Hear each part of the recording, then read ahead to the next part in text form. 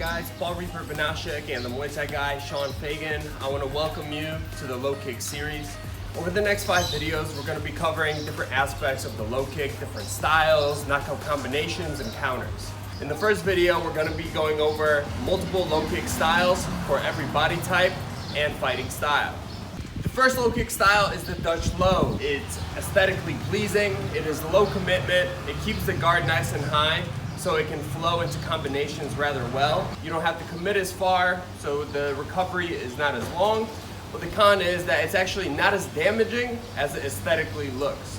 Well, let's go over and break down the low kick now. Little technical implications of the Dutch low kick. My hips are essentially being chopped down in the middle, so my hips can shoot back while my leg comes out simultaneously.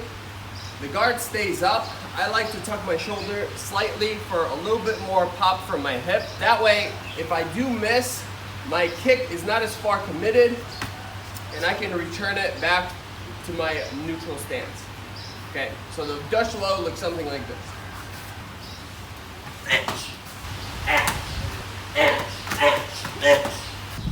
So I'm here, I'm dropping my weight down onto my lead leg, my hips shoot back as my leg shoots out simultaneously, like I'm being chopped right here. Boom. So it is a very fast low kick, low commitment. I keep my guard high, and then I can transition to punches from the low kick.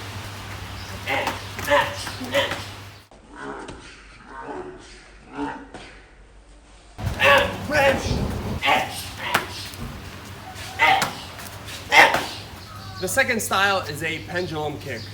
I like to call it this because it doesn't really take a lot of momentum from a step.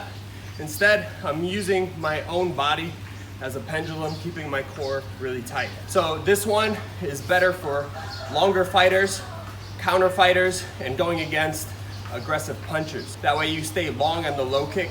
Maybe not as aesthetically pleasing, but it does interrupt these high volume aggressive punchers. So as my opponent is coming forward at me, I'm going to use that momentum.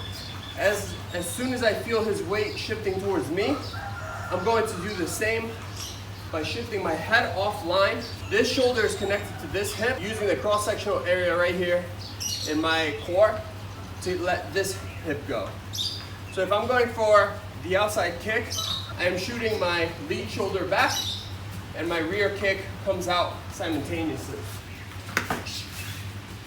Now the opposite goes for the inside kick.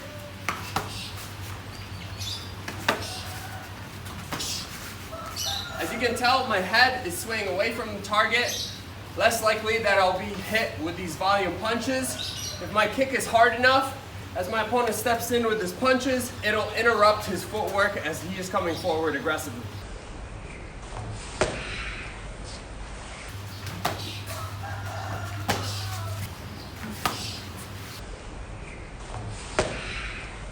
The third low kick style is the heavy low, a fight finishing low kick that does take a little bit more timing and commitment, but in return, it could win you the fight via KO.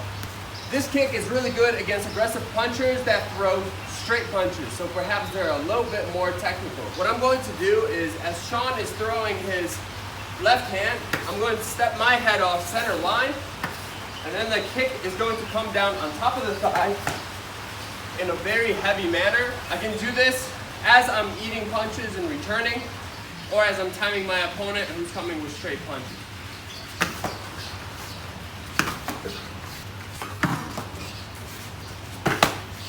This kick can be used effectively as a counter, as shown, or at the end as a part of heavy boxing combinations.